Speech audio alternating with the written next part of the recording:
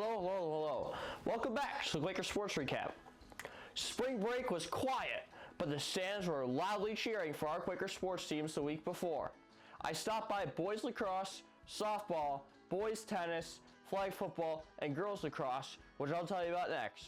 Let's get right to it! On Wednesday, the girls' Quakers lacrosse team faced off against the Vikings from Grand Island for a chilly afternoon matchup. Coming off of a dominant 24-4 win against Niagara Wheatfield 2 days earlier, the Quakers were hoping to keep that momentum by scoring early and often. They succeeded. Ava Berry opened the scoring 14 seconds in, and Maya Griffin quickly added another to give Orchard Park a 2-0 lead before the game was a minute old. The Quakers finished the quarter with 11 goals. By halftime, the Quakers had extended their lead to 18-1. The pace may have slowed, but the goals kept coming in the second half. By the time it was over, OP surpassed their gaudy goal total of the last game by one, by winning 25-5. Ella Furcucci finished the game with 5 goals and a season-high 7 assists. Maya Griffin earned 4 goals and an assist. Mia Bradley also scored a hat trick in addition to 5 assists. Ava Berry had 4 goals, including a nice behind-the-back shot for her third. Claire Komazinski completed the parade of Orchard Park players scoring hat tricks, scoring 3 goals of her own. After the game, I caught up with Sadie Bellinger, Claire Komazinski, and Kathleen Moran to talk about the big win.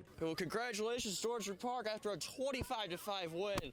And first, you guys scored often and early, with half of your goals being scored in the first period. Do you think an early start was the key to the game? Yeah, we came into this game saying we wanted to be first and fast, so I think that definitely helped. And you know, usually like every sports team has 2 or 3 players, whether it's Josh Allen or LeBron or like whoever contributes to a team. But this game, everybody seemed to score. Do you think that makes that win so much better with just everybody contributing? Yes, definitely. It's so much more fun when everybody can score. It's more to celebrate. It's a lot more fun. Share the rock. Yeah, Yep, share the rock.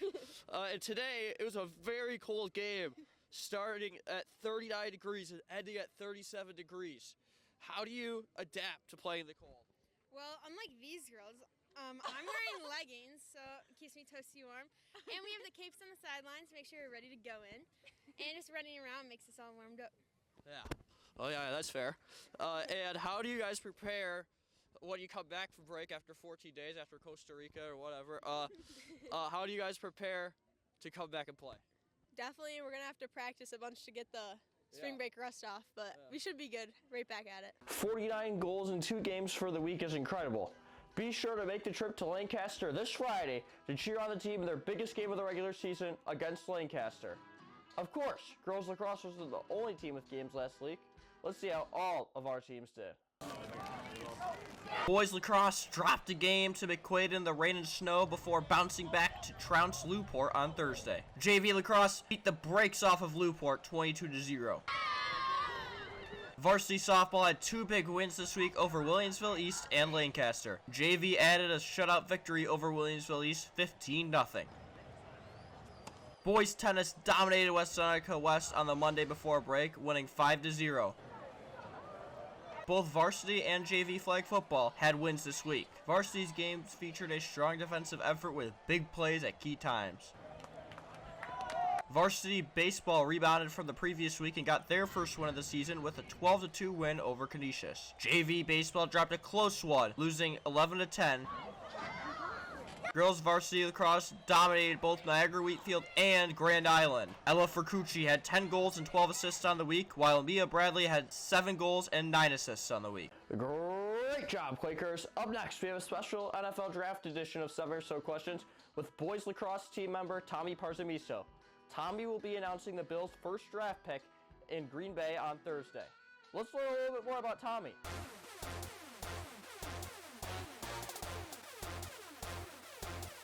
Wisconsin is known for its soft serve ice cream. What is your favorite flavor of soft serve ice cream? Gotta go with the classic twist right there. Classic twist, I like it. Yep. Would you rather be trapped in your house for a week due to a Buffalo blizzard or have to go to a football game between the Chiefs and Dolphins? In Kansas City. Probably stay in our house for a while for a blizzard. Yeah, I get that. I wouldn't really want to see their team because we got the refs and they got the Dolphins. Like, yeah, the Dolphins are they're just the Dolphins, and the Chiefs are the refs. What is the Bills' biggest glaring need in the draft? I'd have to say secondary because it was not good against the Chiefs. Like a lot of our cornerbacks were like burnt toast, kind of. Yeah, I agree. What on the secondary though? Like cornerback, free safety, strong safety. I'd say definitely corner. Whoever the Bills pick, you will probably not be from around here. Where do you suggest that they go for chicken wings? Duff's or Anchor Bar. Oh, nice, yeah. Those two. I like the one at the airport, Anchor Bar. What kind of chicken wings should they get there? Either medium or hot. Ooh, man, spicy. Who is the greatest draft steal of all time? Wow, that's a tough one. It's a lot. Yeah. Might have to go with a recent one. All right, who's the recent one? I'm honestly gonna say maybe Puka Nacua. I was thinking that. That's a lot of good ones. But I mean, you could say Tom Brady too. Oh, come on. I thought you weren't going to say that, Tommy. Come on. I'm a fan of Ohio State wide receiver Ime Ibuka, who I think is still available at 30. If I gave you $1,000 to announce him as the Bills' first pick, locking the Bills into it, would you do it?